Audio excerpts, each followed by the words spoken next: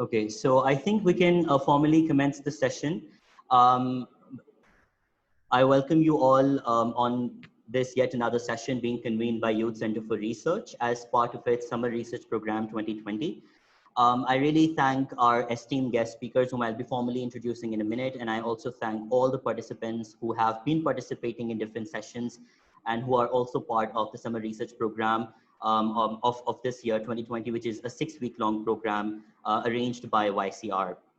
As a way of introduction, my name is Qazi Zulkarnain. I am the founding director of Youth Center for Research, and academically and professionally, I am an academic and also have been working in the development sector for the past few years. So just to briefly introduce Youth Center for Research and the basic rationale and the philosophy behind the organization. So basically, Youth Center for Research as an idea and an organization was conceived in 2019. The basic idea behind and the basic philosophy behind setting up this organization and starting this initiative was to inculcate the culture of research among young people and to empower them by building their knowledge base around issues and contentious issues of development. So we at YCR actually believe that young people who are informed are in a better position to spearhead change, and they are in a better position to converse with national and international institutions and power corridors. So that this actually defines the philosophy of YCR. And in a short span of time, like in 2019 only, it was recognized by Cambridge. The idea of YCR helped me secure a fellowship at Cambridge, University of Cambridge. And in 2020, YCR was selected as one of the 25 initiatives from Middle Eastern and North African region for its potential social impact. So as part of that, as part of the organizational initiatives, we actually run a flagship program called Summer Research Program. The very first program was convened in the year 2019, and at that time it was only a national program in which participants were majorly from Pakistani institutions, universities. And this year it was a huge leap because we have participants, amazing participants joining in from 12 different countries. And they range, and academically they range from undergrad students to master students and even MPhil students, and also hail from various disciplines. So now we are in the last week of the program, and these researchers had been researching on various themes drawn from SDGs, and out of those themes, 2 of the themes will be presented upon today, and we'll see what have been their learnings over the past 6 weeks. So I'm sure the researchers are are all excited and ready to present their learnings and findings before the esteemed guest speakers. So without further ado, I would like to introduce and welcome our guest speakers for today, and also the adjudicators for today. So we have with us Dr. Vaqar. Yeah, so let me just introduce this. Yeah, so we have with us Dr. Vaqar, who holds his PhD, Masters and Bachelors in Economics. He's currently serving as a Joint Executive Director of Sustainable Development Policy Institute based in Islamabad, Pakistan. So SDPI is also one of the renowned think tanks in Pakistan. It was also listed among top 60 impactful think tanks by the list, which is produced by University of Pennsylvania by the name Go to Think Tank, and it's published every year. So Dr. Vaqar is serving as a member on various boards. For example, he is a board member of Fauji Foundation Welfare Advisory Board. He's also a Creative Cities Advisory Board of British Council UK, and he is also a member steering committee of Southern Voice Think Tanks Network. He has worked with various national and international organizations. I mean, he has undertaken various assignments with Asian Development Bank, World Bank, Ministries of Finance, Planning and Commission in Pakistan. He was also the former head of Macroeconomics section in Ministry of Planning and Development in Pakistan. He has been researching and has published extensively on economics and development sector. And his recent research is on regional economic issues. And apart from focusing on South Asian countries, he has worked extensively in Africa, United States, European Union, Far East on assignments related to these regions. So I formally welcome you, Dr. Vaqar, and thank you very much for joining us for today's session. Then we have with us Miss Ayesha Afridi. She has been working with Akhuwat Foundation for the past 2 years. She basically in the organization, she looks after communications and marketing and also conducts trainings on entrepreneurship in the field of education and microfinance. Her trainings mainly provide sustainable business model and also revamp existing businesses to scale up their profits. So she has been working, she has previously worked with Habib Foundation and British Council and has been in this field for the past 7 years. I hope, and I'm sure that the theme that is presenting on rural development will actually will really value your presence because they are actually going to mention some of the work by, by the organization that you are affiliated with. So now formally moving towards the session, I will now introduce the teams. In fact, I'll introduce the first team and they can start the presentation and then we'll move on towards the second team. So if I'm not mistaken, so I think rural and development is going to present first, right? And someone from your Yes, sir, they were. okay, perfect. So we have two themes actually for today. So one of the teams will actually present on rural development, and the other would present on youth and political engagement.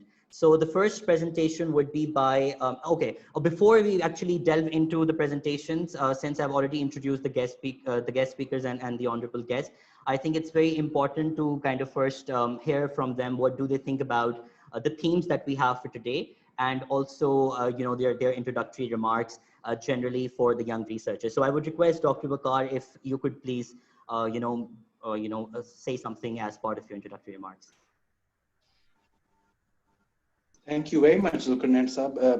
Much humbled to be here. Thank you for inviting me. Quite an honor to be engaging with all of you, and certainly looking forward to both these themes.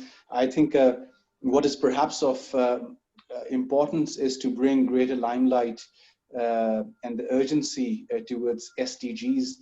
We do understand that COVID-19 has taken its own toll, and that should not imply for UN member countries that this should in any way deviate their attention from the SDGs, which we as a community of whole have to sort of achieve and take forward. So really appreciate your focus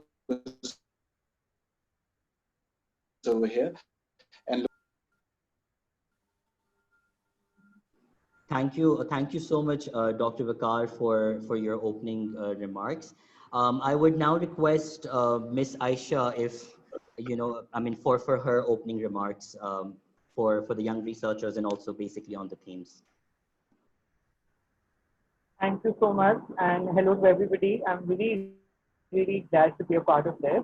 And the themes, I think, are very relevant to the current issues which we are facing.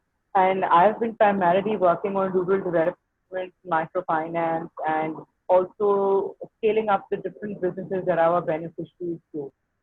So I will be giving in my input, and good luck to both the groups. Okay, perfect. Thank you very much. So I think we can now formally move towards the presentations, and I would like to introduce the very first team, which will be presenting on the theme of rural development. So we have a bunch of 4 young researchers joining in from different countries. So we have Hamza Qureshi with us, joining us from Pakistan. We have Abhinav from India. We have Anisha from India. And we have Batul from Pakistan, and we have Priyata from Bangladesh. So that makes a bunch of 5 young researchers who will be presenting on the theme of rural development. So with that, the floor is yours, and you can share the screen and begin your presentation whenever you're ready. Excuse me, sir, but I'm so sorry, I cannot share my screen. I've allowed. Okay. You can. Thank you.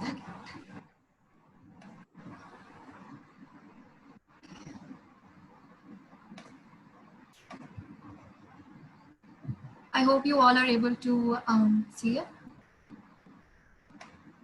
Yes, we can. Yes, we can. Okay. Okay, thank you so much.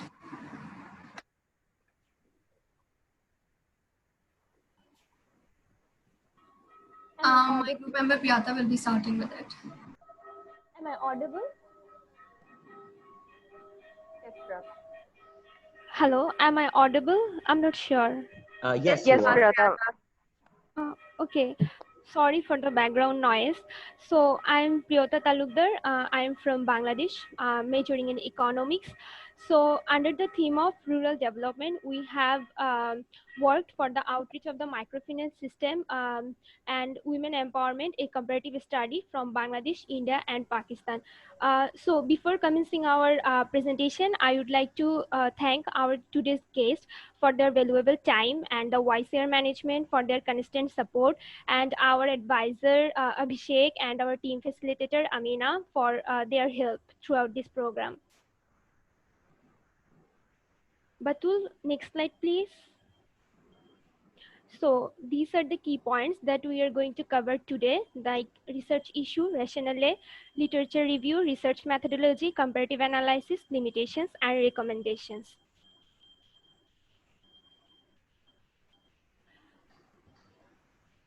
So the outreach service basically provide microcredit and saving service to the poor people. So through our research, we are going to see what is the impact of these outreach services of microfinance on the empowerment of women of Bangladesh, India, and Pakistan.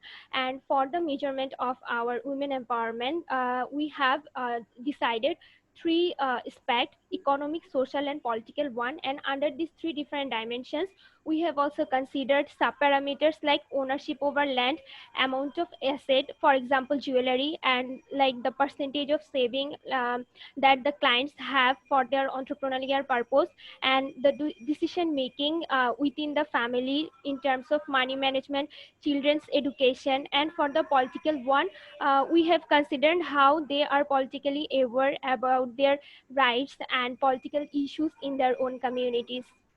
Batul, next slide, please. So the rationale or the objective of our research is to see how broadly the outreach of microfinance is working in the remote areas of these three countries. Within, we also wanted to see the extent of women empowerment done by these institutions. So apparently, we have done a comparative analysis between these three countries to see how different microfinance institutions are working in these regions and what is their role for the social, political, and economic empowerment of women.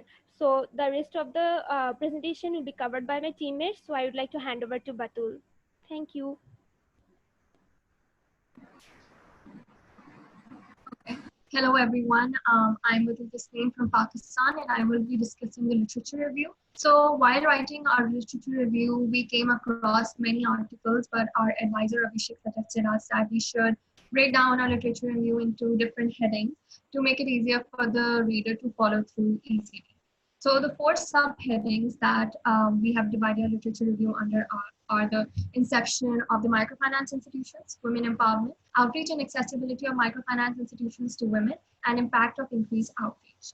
I'm sorry, I have to continue my video because I'm having a little issue.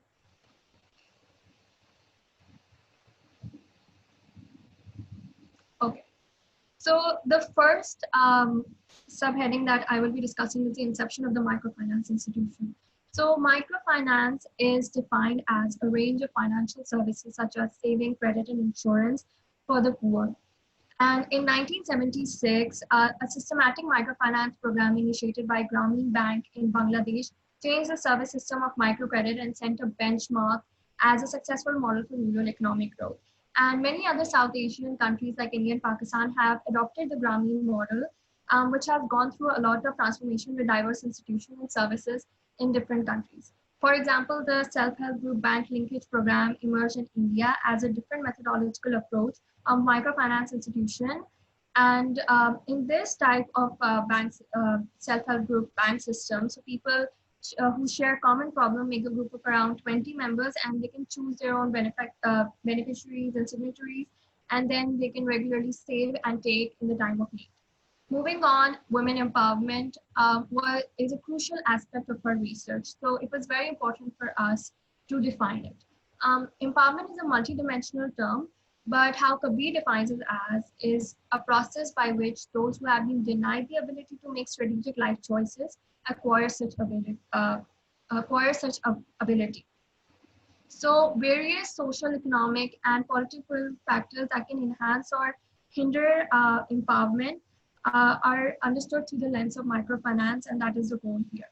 So, for example, in the state of Kerala, with the highest literacy rate, around 80% of respondents beneficiary perceive improvement in their social empowerment, around 90% perceive economic empowerment. So there was a significant improvement in the standard of living, participation of women in local governing bodies, health and sanitation, and access to legal rights, etc. Similarly, Pakistan being an Islamic country, the rigid cultural and religious norm, beliefs, and value systems in the society cause it difficult for women to attain financial stability. So therefore, Akhuwat Foundation has been instrumental in providing microloans to women to start their small businesses and become self-reliant. And as it is based on the principle of Islamic microfinance, zero interest loans help women to become economically empowered without putting a lot of financial burden on them. Third that we'll be discussing is the outreach and accessibility of microfinance institutions to women. So there has been a really big challenge in terms of outreach and accessibility of microfinance institutions to women.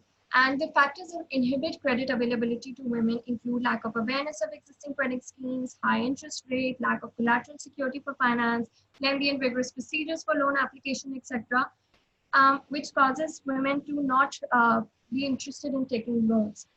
However, assuming that one gaining access to loan is equal to empowerment is also incorrect. Gender division of labor in production, gender division around the control of economic activities and cash privileges, and gender differences in consumption patterns impact the way credit is used. In the context of South Asian household, it is virtually impossible for women to gain complete control over a loan, and it is inevitable that these loans will be shared jointly between them and the men in their household. However, in order to assist women and address some of the constraints faced by them while accessing microfinance institutions, new products and delivery models have been introduced. Under the technical innovations, prepaid cards are used to distribute loan payments and mobile phone plans to make loan payments and transfer cash. Additionally, many microfinance institutions and NGOs now offer health insurance since women are at a greater risk of getting an illness due to limited access to healthcare and poor nutritional status than men. However, the downside again of this is that many studies prove that women having access to digital banking or even a mobile phone is not a usual norm in all three countries. Lastly, the impact of increasing the outreach for providing financial assistance to women enables them to invest in their talent, their family, their education, and expand their businesses. And as their businesses grow, they gain self-confidence and freedom to make their own decisions. 1 billion women, that is around 40% of the total population, do not have access to a bank account. Most women cannot access financial credit from commercial banks or microfinance institutions, and majority of them work for someone who controls their capital.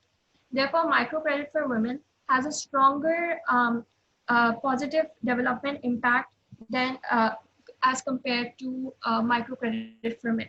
So here I'm done with the literature review part of our presentation, and Abhinav will be discussing research methodology. So over to you, Abhinav.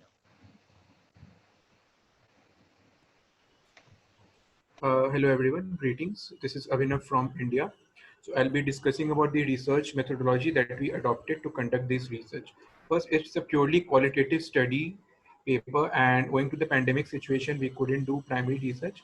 So we have totally relied on the secondary data that we could gather from different reports, case studies, the financial reports of the banks that we studied, and the annual reports of the organization, ranging from 2005 to 2015 specifically.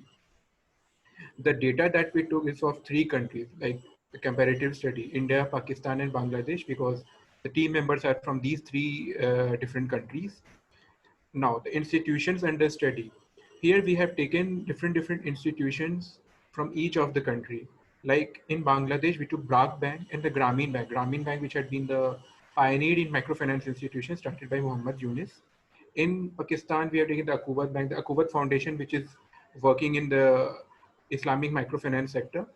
And in India, we took the case study of Mandeshi Mahila Sahakari Bank, which is a women's only bank established in the Maharashtra state of India.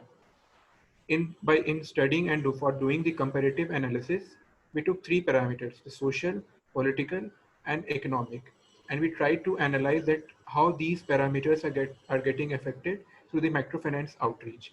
In the political parameters, we studied like how microfinance outreach is impacting the political awareness among the women, their legal rights, their voting rights, how effectively they are taking part in the local governance structure, the gram panchayats and the gram sabha. In the social parameter, we studied that how it has uplifted the social standing of the women, the decision-making power in a household, like in health or in their children's education, and how this has made them more empowered. And lastly, in the economic parameter, we have studied two dimensions. First is the access to capital, and second is the income generating ability. In this, we study that how the increased outreach of MFIs institutions have affected the income generating capacity of the women, leading to entrepreneurship, as in the case of SHGs, self-help groups in India, that we took a case study of, and also how effective the women are in accessing the capital. So this was the methodology that we followed for our research. Next is my colleague Hamza will take over and will say about comparative analysis that we did. Over to you, Hamza. Okay, so hello everyone. My name is Hamza Qureshi and I'm from Pakistan, and I'll be presenting you the comparative analysis of our research. So for the comparative analysis, a total of 11 reports were analyzed from India, Pakistan, and Bangladesh in order to assess the impact of microfinance on women empowerment. So first, I will be presenting you the results of our analyzed case studies and then our own analysis. So starting off with the first country, that is Bangladesh. So Bangladesh, the country from where modern microfinance emerged, had 39 million microfinance borrowers in 2017, as reported by Credit and Development Forum Bangladesh. And out of these 39 million borrowers, 35 million were women. And with the increasing number of borrowers, microfinance has been a great tool for women's economic empowerment in Bangladesh, providing them facilities like microcredit, savings, and microinsurance. But the studies suggest that the social and political empowerment has not much improved, with women having limited social independence and little awareness regarding their political rights. Coming to our second country of analysis, that is India. In India, a large portion of the society, especially the low income or daily wage earning people, had very little access to financial institutions. But after the introduction of microfinance in the 1980s, it brought many rural people under the financial fold. And through the methods of group lending and self-help groups, they have been catering to the rural women, providing them financial assistance for generating income and developing their social skills by their participation in the SHGs and showing significant results regarding their political awareness. Coming to the last country of our analysis, that is Pakistan. So in case of Pakistan, we faced a major problem regarding the availability of data, as there was not enough data regarding the political empowerment of microfinance beneficiaries, especially women. But after analyzing the data on hand, the studies suggested significant results for social and economic parameters, showing improvements in women's standard of living and their social status. But no improvement was seen in case of political empowerment of women. So coming to our analysis. So after analyzing the three countries, it was observed that the impact of microfinance on women empowerment is different in different countries. To some extent, the varying results can be linked to the lack of data in countries and due to the difference in research methodologies of the studies cited. But going beyond the limitations of our research, and the impact is affected by the culture, norms, and the extent of mobility of women in the country. Women in certain cultures and societies lack access to basic resources like lack of education, moral and financial support by the family, and cultural norms which appear to be hurdles in proper implementation of microfinance and for varying degrees of empowerment. Similarly, the services which are provided by the microfinance institutions must be in accordance with the laws and regulations of the culture and norms of the country, with laws and regulation and the cultures and norms of the country. Some services which are effective in empowering women in one country might not be as effective in the other country or might not be operational. We can take the case of self-help groups which have proven to be a success in India, while a study conducted in Bangladesh in 2009 for the Institute of Microfinance Bangladesh showed how self-help groups was an unsuccessful operation due to the problems like management issues, poor loan recovery, and inability to keep proper accounts. Similarly, the Islamic microfinance by Akhuwat Bank is also an example. So the demographics of the country must be considered for the provision of effective services to empower women. And the outreach of microfinance affecting women empowerment is dependent on many external factors, some of which I just shared, and due to which the extent of empowerment differs in every country and even in the same country as well, from being highly effective to not effective at all. So this is the end of comparative analysis, and now Anisha will be taking you through the limitations and recommendations. Over to you, Anisha. Thank you, Hamza. I hope I'm audible. I'm Anisha from India, and I'll be talking about the limitations. So while doing our research, we realized that there was a lack of availability of data to gauge political empowerment of women through microfinance institution. And this was specifically for Pakistan. We struggled a lot in getting that data.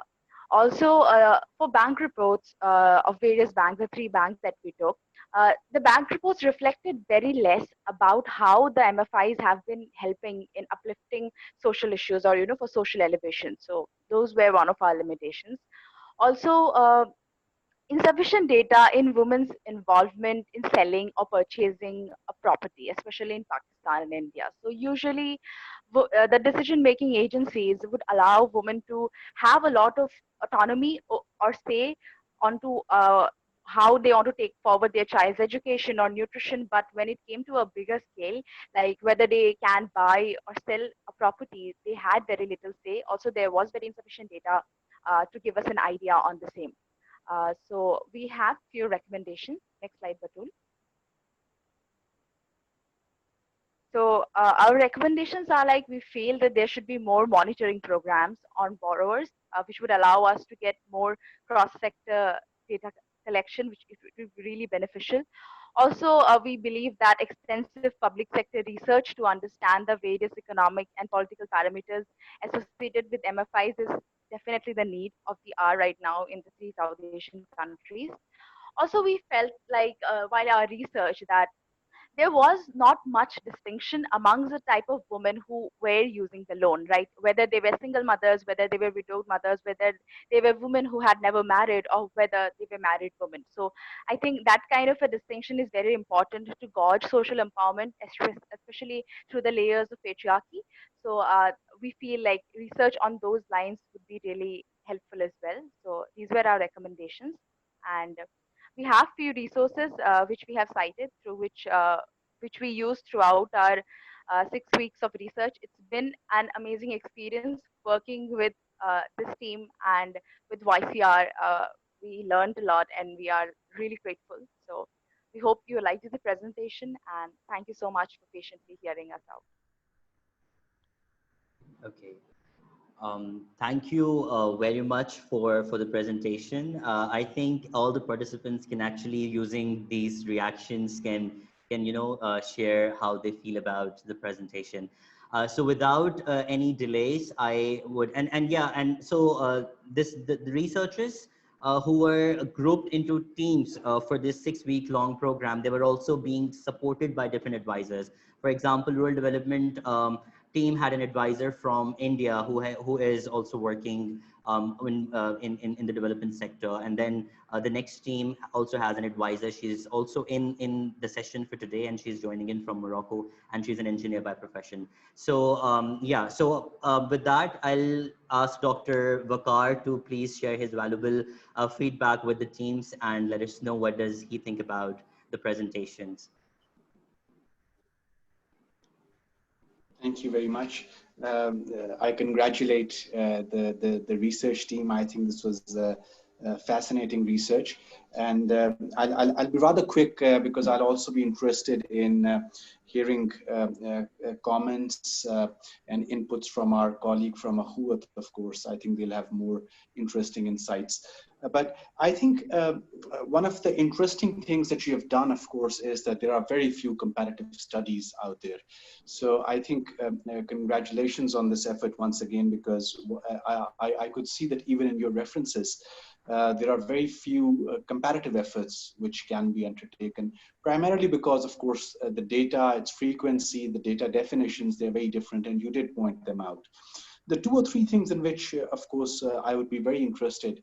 One, of course, is if in this effort or in a future effort, one can expand on the role of evidence on microfinance. I think it's not just the data limitation. Even when the data is there, there could be lack of in-depth research. That's why I'm using the word evidence, because data would be just one component of evidence.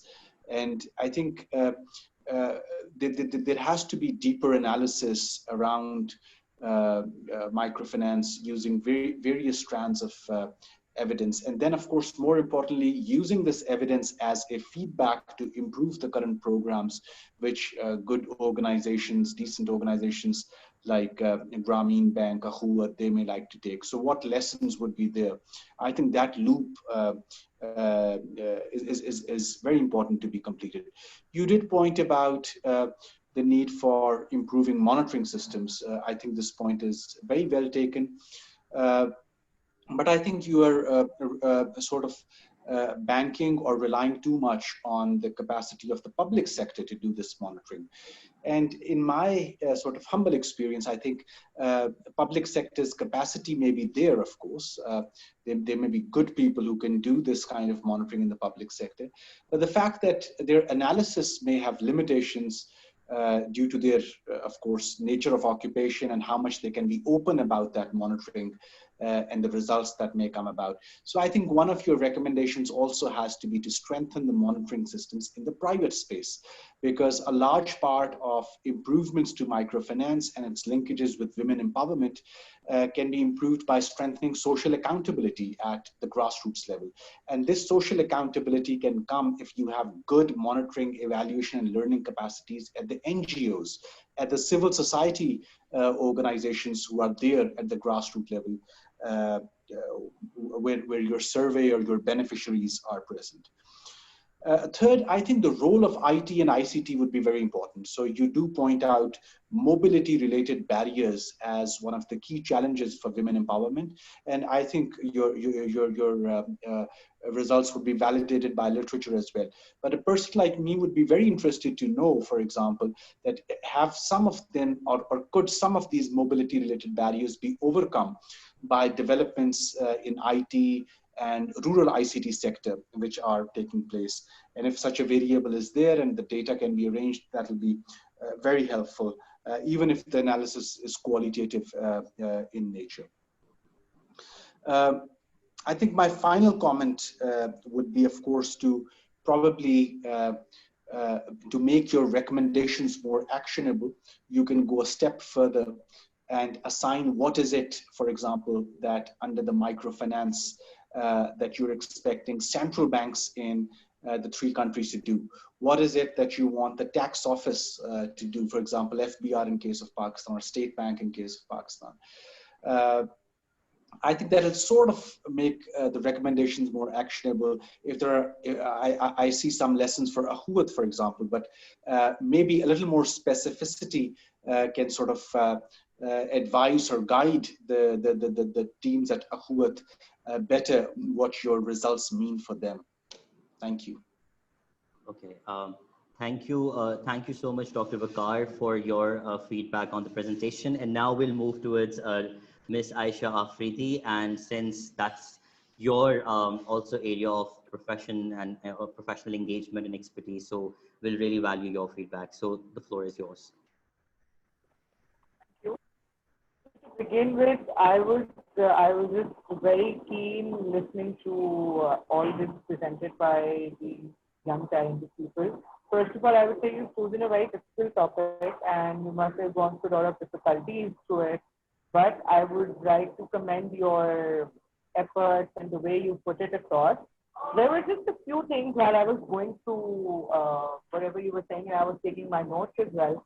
And I myself realized that being associated with Akhuwat, which is the prime interest-free microfinance provider, we would also like to step up and play a part in establishing research on this topic because there's not much available, as all of you were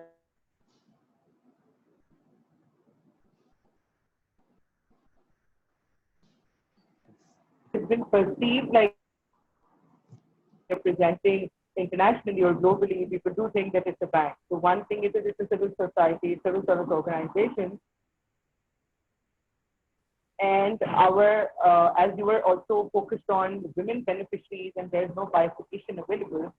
So one thing is like we work with a different segment of our society, which does not have that, which does not probably come in the income strata or income groups that we have, because they are probably those people who cannot walk up to any financial institution to ask for money, and our loan size ranges from 10,000 to 100,000 rupees. And with this amount of money, and especially looking at women, we have majorly have females who are married and who do not have income means to earn. So to maximize the like while I go out on the field and I see our beneficiaries working and I see them putting in an effort, and when we look at the side of the government, the problem comes in where we cannot synergize with what the government has been doing and what Akhuwat or any other organization has been perceiving to do. So when we move out in the field, I think more of a collaborative approach internationally and nationally both would help come up with different institutions would be easily coming up with researches on these topics maybe. When I go into communities which are more volatile, which are more, even as loan providers find a lot of challenges while we go out in these communities, and we do not find women who are even allowed or who are eligible to take the loan and start their business. Second thing is, currently I scale them up and make them learn communication skills, IT, but the major problem also lacks in the structure of the society that we're living in. They're quite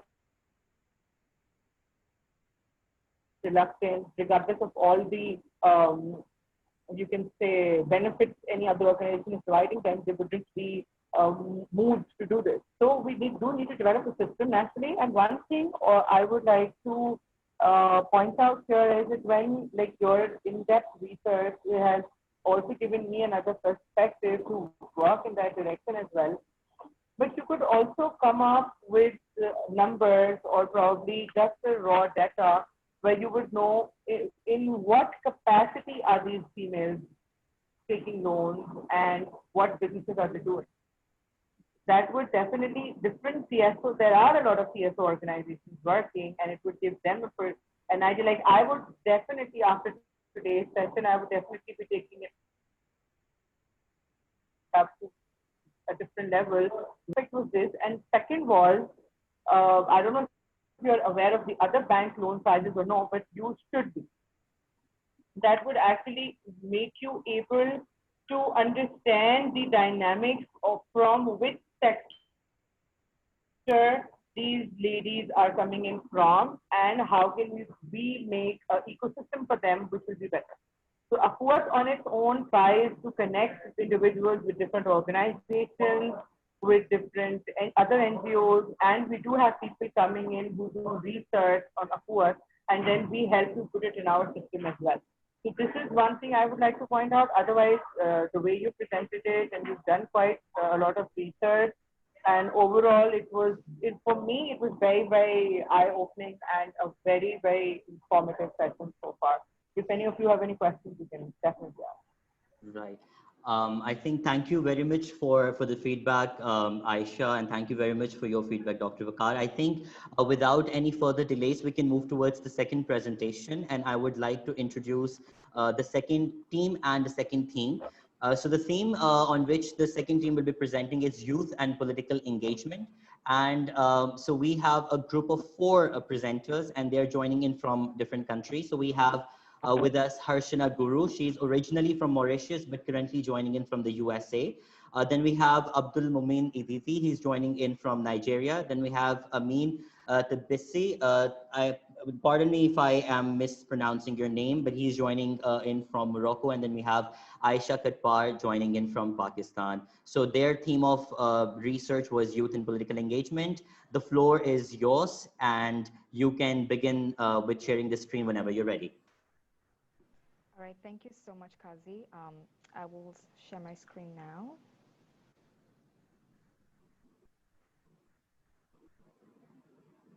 Okay.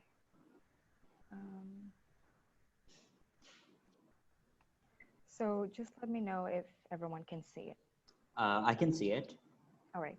Okay, so thank you so much, Kazi, and a great thank you to our advisor, Fatima, who's been an absolutely wonderful support system to us. And also thank you to our guests, Mr. Vaqar and Ms. Afridi, for joining us today. So starting with our research focus. So our research study is focusing on critically examining the transforming movement of youth interest and engagement in politics. So our research problem goes as follows. We see that young people are increasingly gravitating towards alternative and emerging forms of political engagement.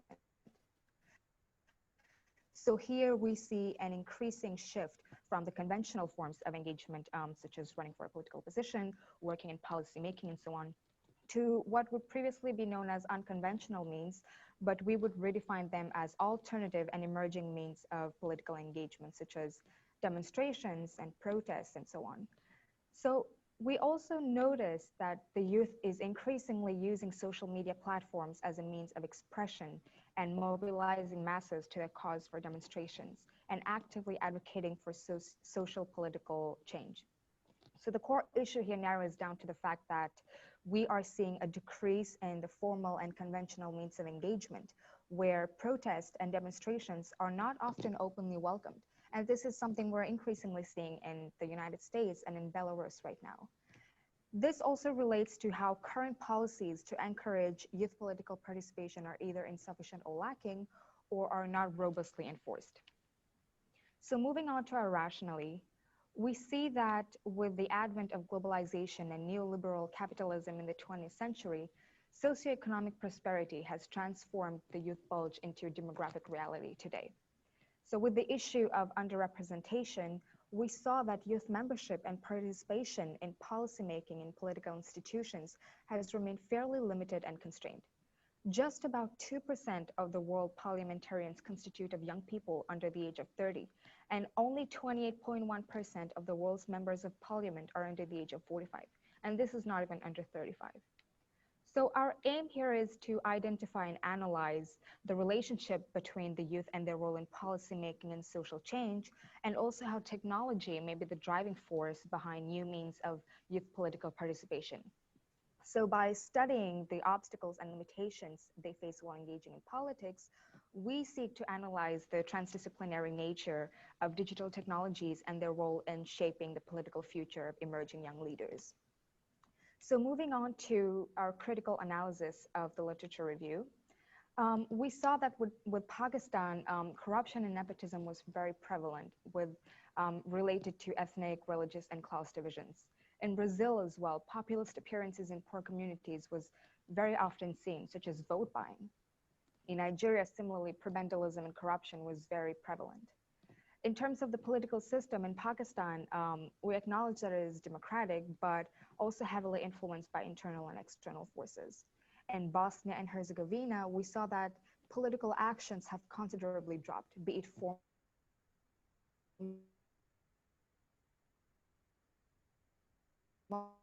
or informal. So here we see that young people are increasingly distancing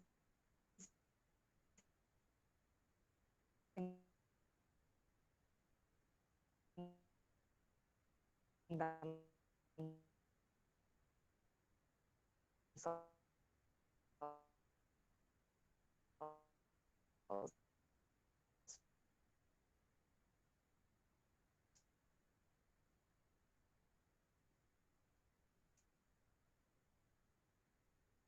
Bosnia and Herzegovina, Egypt, and Brazil. So regarding our primary data, we have done an online survey in which the age group was between 18 and 35 years old. It was expanded because the literature review found that youth was a homogenized group, which is not true.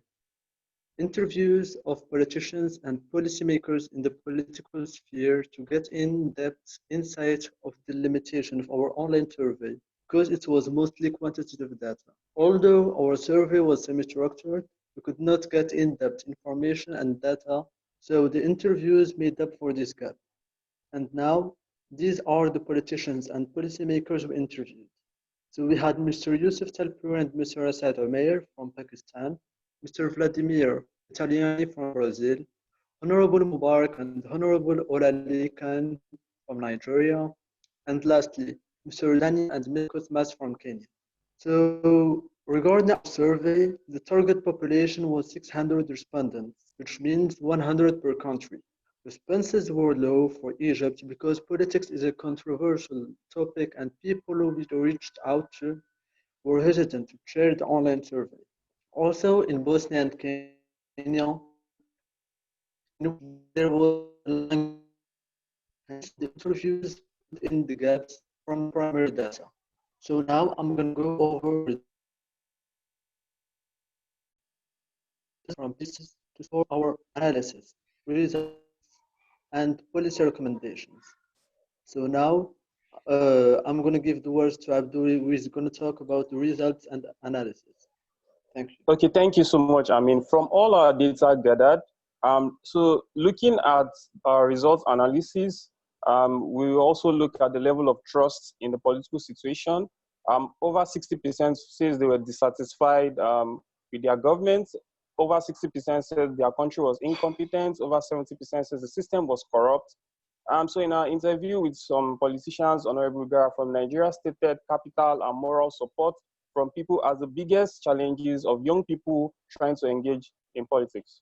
Also evidence from Mr. Vladimir, a young Brazilian lawyer who has been actively in political process and campaigns, showed that campaigns are extremely expensive. So moving on to, we checked what young people consider as being politically active, and most people said voting. Over 60% considered discussions and debates on public forum. Also, over 50% considered actively participating in demonstrations as being politically active.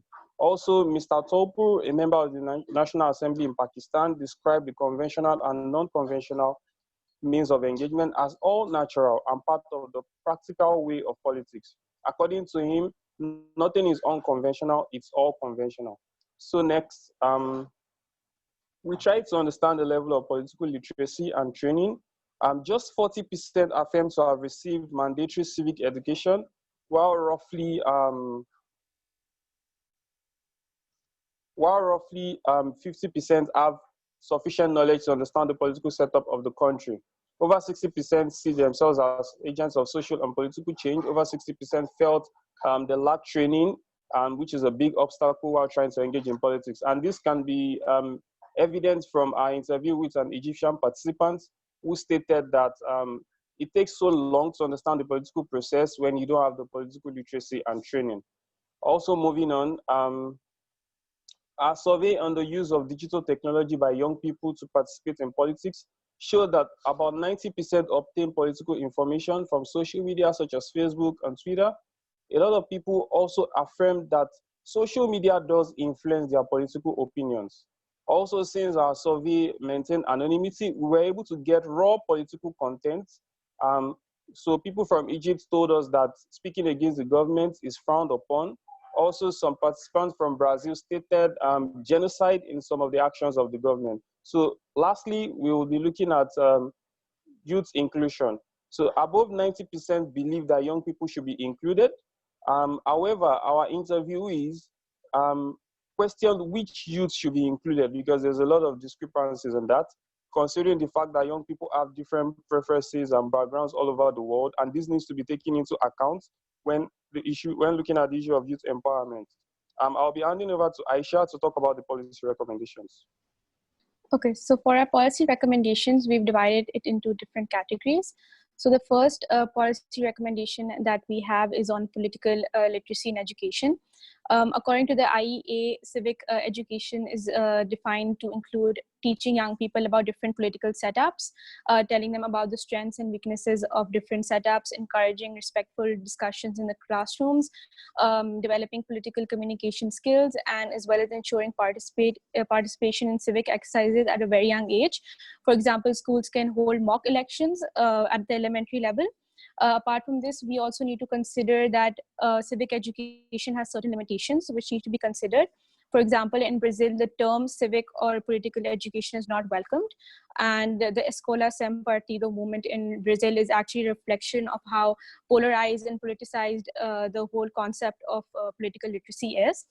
During our interview with Mr. Vladimir in Brazil, he suggested to sort of include civic education and civic skills in other similar subjects such as geography, history, or sociology in a very neutral and depoliticized manner. And of course, this model can be adopted by other democratic countries as well, where there are different opinions on civic education. Moving on. It is also important to note the two aspects while considering civic education. The first is that policymakers need to account for not the absolute, but the relative models of education. So this basically takes into consideration how people with whom one competes differ in terms of their social, political, and economic standing, which needs to be taken into account. Secondly, it's the nature rather than the frequency of the discussions that happen in the classroom. So open classrooms which foster equality, unity, respectful change of ideas, they sort of have a more positive impact in instilling knowledge about democracy. Then coming on to preparing digital citizens, this is also another policy recommendation that we have. We know that visual content such as images, audios, videos have a more persuasive power than normal text. And of course, this can be used to better equip students about political knowledge, but then it also comes with a threat. We know that individuals process visual information directly, and misleading information such as deep fake videos are more likely to generate false perceptions. So for this, policymakers need to sort of provide formal trainings on how to use digital technology responsibly and as well as effectively. And also there needs to be an expansion of broadband availability and accessibility to young people. Now we know that digital technology is not accessible to everyone, and there is a digital divide. But during an interview with a member of the National Assembly, Mr. Yusuf Talpur, he commented on how the digital divide was actually natural, and social media is expanding, and it will keep on expanding to a point where it is available to everyone and everyone can benefit from it. So next, we have the third recommendation that we have is the allocation of resources and funds. Since many young people face financial limitations while trying to engage in politics, the government can sort of enforce spending limits, facilitate public funding, and encourage NGOs and third party to support young candidates. In Brazil, for example, there is a public electoral funding, which the government provides to young people who want to stand up for elections and campaign.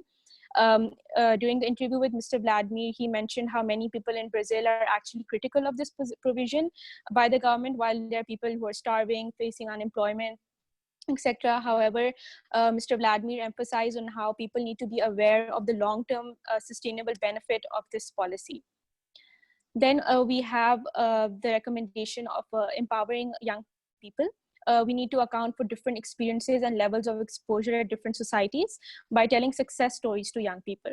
So for example, there are examples of Kim Katiaguri from Brazil, who's entered politics at the age of 17.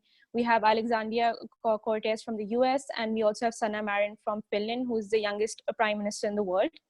We can also establish workshops between the youth and the current or the former politicians to sort of improve the image of politics, because it is seen to be dirty and complicated and messy.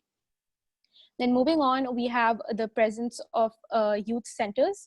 Now we know youth centers exist, however, they have certain problems such as poor financing, interferences, as well as indiscriminate proscription of government authorities. So in this case, what is needed is ratification, implementation of all strategies and plans, enactment of laws, establishing exclusive funds, also provision against indiscriminate proscription of youth councils. We also looked into how youth councils, student unions, and should be included in decision-making processes. Apart from this, there's a model in Brazil which can be adopted by countries, which is where people contest for elections at the district and grassroots level. The young people contest for this. And in Brazil, the minimum age for entering politics is 16, which can be also adopted by other countries. So this is it for our policy recommendations. And if you have any questions, you can ask us. Thank you.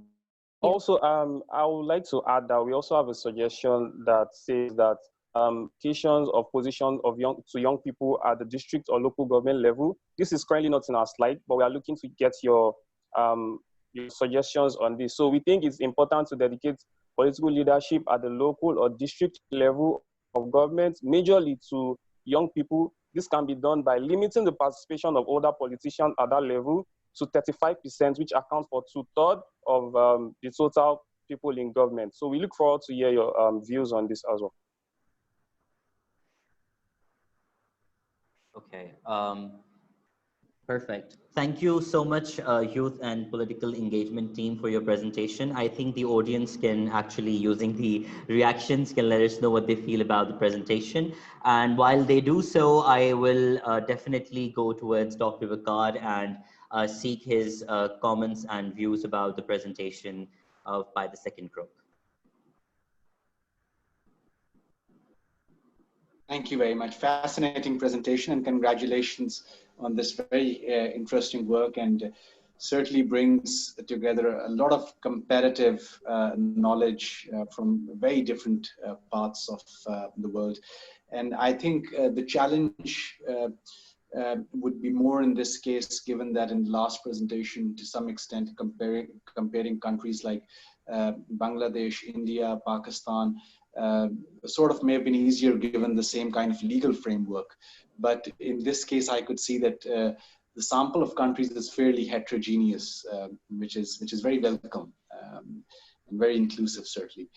Just three main things. First, of course, is that I think the main point that has to come out here is that how can sort of youth be empowered using some of the tools which you have rightly pointed out. And on that, of course, if let's say political engagement empowers youth, or engaging with politicians empowers youth, then there has to be some sort of a formal mechanism which is missing. So in case of my country, I can tell you that for a very long time, we used to have a Ministry of Youth, which used to lead this kind of a narrative. There used to be work plans on how to engage youth in all parts of the country, work with the provincial governments. It's no more there. So how does one bring back that agenda? How does one bring back the youth agenda back as a priority on the radar of our executive? So that's probably one, to create an urgency at the policy making level. The second is that what sort of legal cover, you talked about enactment of laws, but one needs to unbundle, unpack this. What sort of legal cover is required for safe, secure, inclusive youth engagement?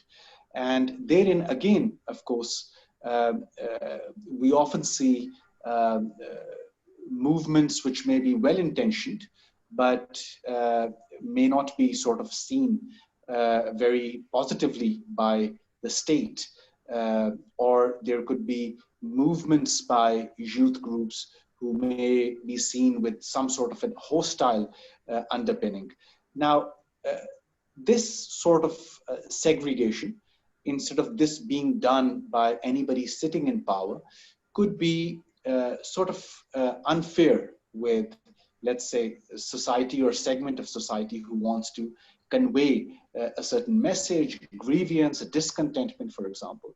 So I think we need to unbundle what sort of laws could sort of empower that encouraging or healthy trend of what you have pointed out, even to the extent of, let's say, encouraging organized youth ideology, youth ideas at a university level, which in many countries are banned at the moment. My final point is around the use of social media, which you pointed out, and whether it strengthens or goes the other way around for getting a coherent youth response. I think for most countries, unfortunately, we are looking at a tendency to tightly regulate the social media. And somehow states or the post-truth era, as we call it, somehow the politicians are going in a direction where they're not feeling safe that social media or the power of social media should land in the hands of youth who can sort of determine the course of narrative. So two sub-questions emerge. Number one, what needs to be done in order to bringing a balance to this such kind of regulation, so that if yes, there are elements that use social media for their advantage or their vested interest, for example, they should be checked. But others who are using it, let's say for social accountability means, they shouldn't.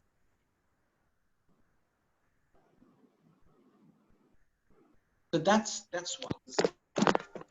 Sorry. The second would be that in terms of the protection of youth that utilize social media, that again is a problem. We are seeing a lot of social media, a lot of youth who gets identified, who gets stigmatized, and then of course there are cyber security issues around that, which require a lot of protection of those who are using social media as a tool to advance their, let's say, decent objectives or even their grievances that may be there. So probably I just end over here. Thank you very much. And once again, congratulations on this research. Thank you so much, Dr. Vaqar, for your in-depth response. I'm sure this was really useful for the team and for the presenters. So with that, I would now request Ms. Ayesha for her comments on the presentation. Yeah, so the floor is yours. Anything that you would want to mention?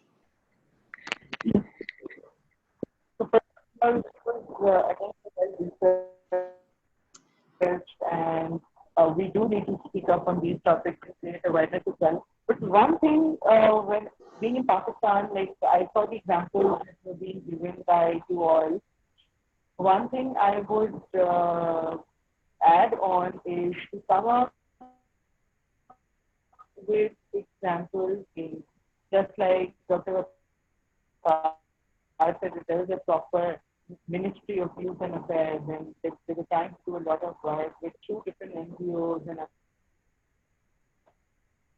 CSOs, but it did not reach out to its maximum, I believe. While saying all this, I think we at this education level, we do need to come up with different strategies where we actually make youth a little responsible about politics and how things are going on. A part of what they study, what they learn, like at Akhuwat, we have adopted a school here in Karachi, and every time, since it's International Youth Day today, so I was working on different skill sets which we provided them.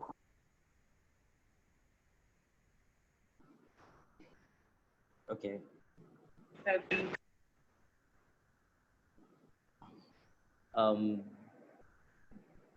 Ayesha, your voice is kind of dropping quite frequently. So I would. Is it okay now? Better, but let's see. Am I audible? Yes, you are. So I think that should be a part of your research as well. And one thing where you've been saying that there's a lot of projection happening through digital media, and now since even during COVID, digital has emerged as a proper platform for learning and providing teachings and moving on. So with digital and with young people, I think there needs to be a proper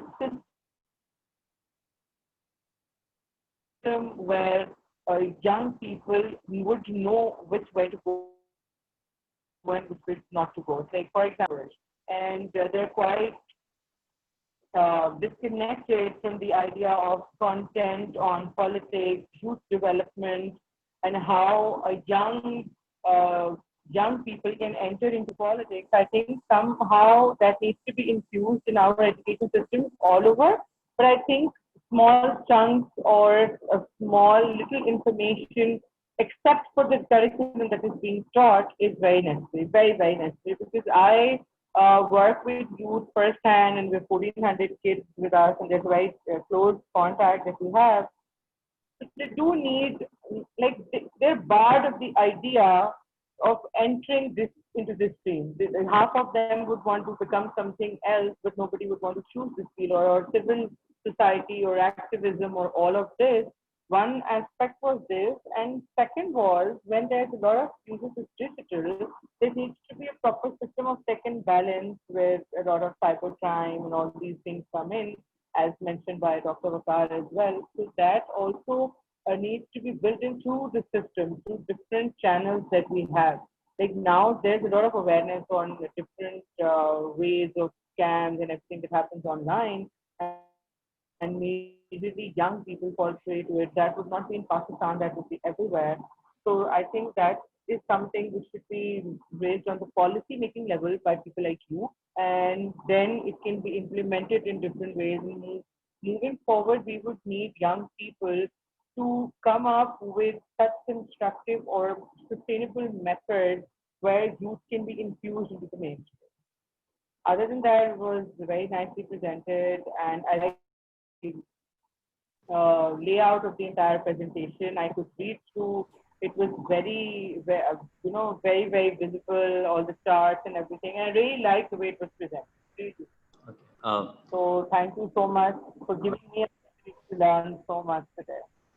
Thank you so much, Ms. Ayesha, for your comments. Thank you so much, Dr. Vaqar, for your comment. I congratulate the presenters both the teams. I congratulate their advisors as well, Fatima Zara for the youth and political engagement, and Abhishek for rural development. With this, I know that the time has already lapsed, but I will, since we have amazing guests here, so I would open the floor for the audience if somebody has any question they would want to ask. So I think Abdul Mumin has a question, please.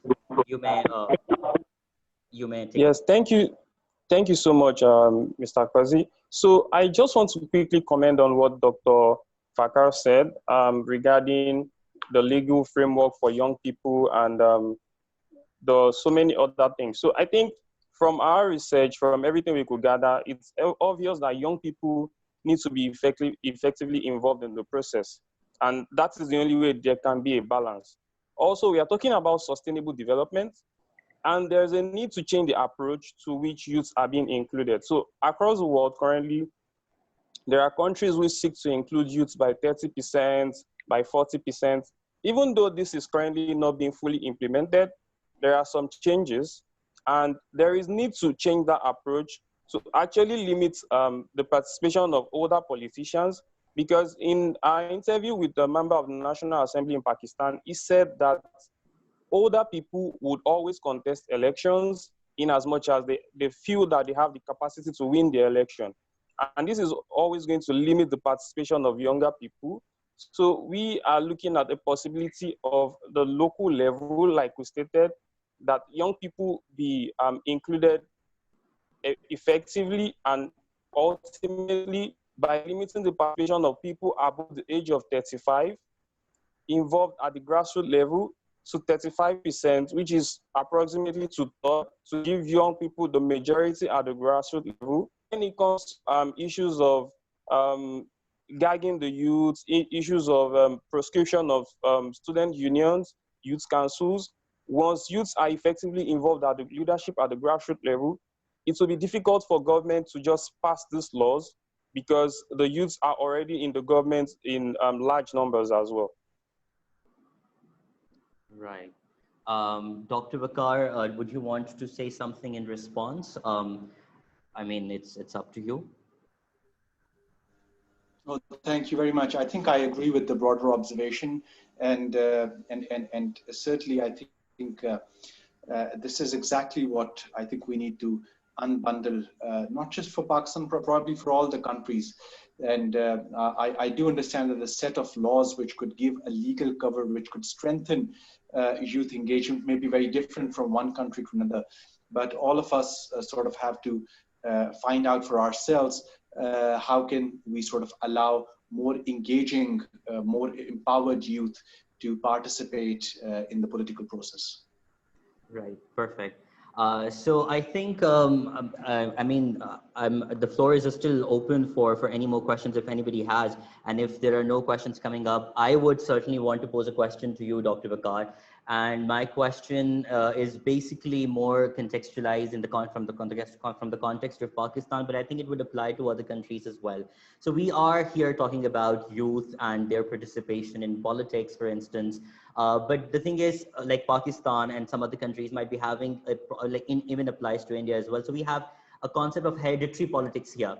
So do you think that even if there are alternate means of participation, even if there is technology there, youth are making use of social media, but do you really think that based on this concept of hereditary politics in which families after families and same families are actually participating in politics, do youth really, like pragmatically speaking, stand a chance?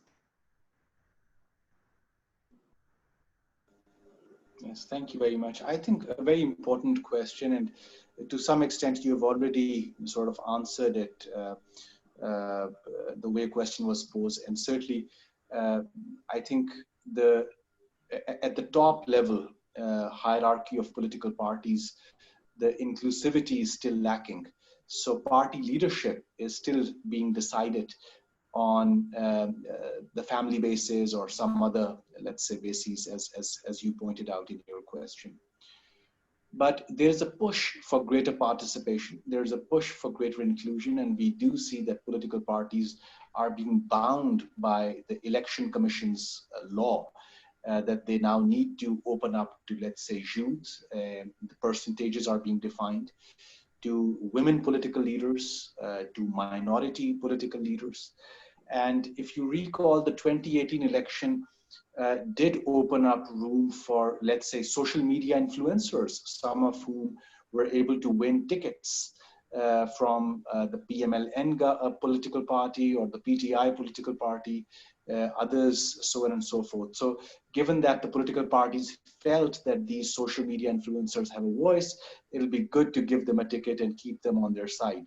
So at the lower end, at the mid-tier level, yes, change is coming, but at the top level, there is a need for greater democracy within the political parties, and there's a good report from BuildAt on this subject.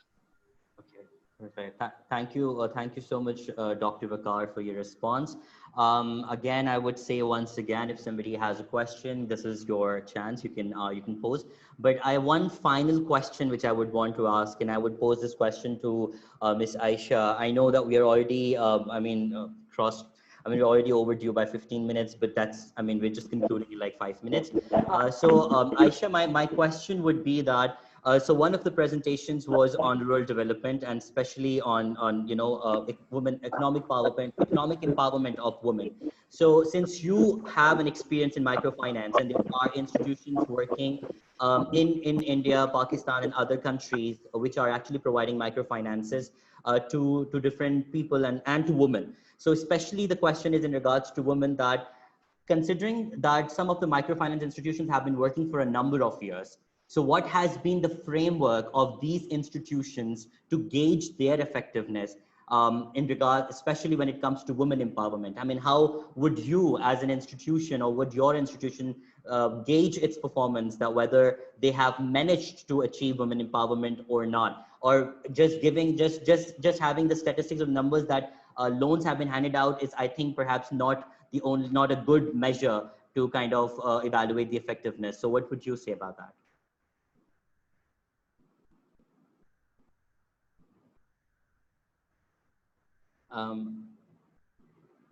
Ayesha, if... So I would like to add here that Yeah, you are. Sorry, you may go ahead. so generally every month once we discuss loans, we do pick up the percentage of men loans, and we are up close to 40% now, which was earlier 1% only. There are other organizations which are giving loans and they're trying to empower women, but the major issue comes in empowering women mainly is a lot of restrictions and bindings. When any institution is offering them any sort of support, monetary parts, and definitely everybody has to keep it work. And majorly in last 1 year, while I introduced another loan, which where the loan size was other restriction, and they had to mortgage something or the other, which women were definitely not in a position to do so. So we have women who've taken loans of 10,000 rupees and then they've moved on to 100,000 or 150,000. And I have seen women and most of the risk of taking a small loan and coming up with a business plan, because when they come to us, they do come up with the other organizations. I would suggest it would be great if they also offered them avenues where there is training offered, because most of them are from such low income families that they would not even think in this direction. Like I was also mentioning earlier that I had partnered with a very famous multinational for training our women beneficiaries, and there when I called them, I had seen numerous problems which not a normal entrepreneur would go through, like you and me. So they're definitely not privileged. And when you're working with reach out beyond your barriers, one is reach out beyond your barriers, and second is to give them a sustainable model. There are many organizations giving loans, but then they get so caught up in that loan cycle that they're unable to think out of it. Right. Makes sense. Whereas even in those women who were supporting their households, good income and feeding their kids, but they had a choice to make. So with women, I would say there is a lot of choice. Like either they would want to feed their kids or send their kids to school. Because most of the households that I work with do not have men who are supportive. Either they're abusive, either they wouldn't let them work, or if they're dead or something. So with women, ecosystem where there is support and mentoring, which is when I work out on the field, definitely I cannot reach out to every woman, even in Sindh or in any other province. There should be people who are ready to come up, or different organizations should also look at this income strata, which does not have money for 2 meals a day. Right. We do have organizations supporting them, and some of them are doing real work, but they really need to come down to that strata which does not eat 2 meals a day. Their kids don't go to school. They do not even live in proper shelter houses. They're just surviving. So when you're bringing that strata onto your portfolio, you definitely need to offer them beyond a check, which I offer every month. Okay. So that's my humble opinion. Okay, perfect. Thank you so much, Ayesha, for your response. With that, I think we'll formally move towards the conclusion of the session for today. I really thank all the participants for their participation. I thank presenters for the presentation. And I also thank our esteemed guests for their valuable time and for their valuable participation. I'm sure that your presence was insightful, and I myself and all the other young researchers managed to learn a great deal from your presence today. So I thank you, Dr. Vaqar, for joining us. I thank you, Ayesha, for joining us today. If you have any closing remarks, Dr. Vaqar, I can shed the spotlight on you. Sure. Thank you indeed. And just at the cost of repetition, I think I'm honored to be here and exchanging views. Of course, if any further clarity is required, my contact details can be shared by any of the panelists or team members. I'll be happy to engage and answer any of your questions or help in any other manner. Most welcome, please. Okay, perfect. Thank you so much. That was very generous indeed. And in case if somebody reaches out, we'll definitely share your details with them. And with that being said, I thank you, all of you, for your presence today. And please take care of yourselves, take care of people around you, take care of your families, and stay safe. And goodbye. So with that, I'm formally ending the call. So take care of yourselves. Thank you.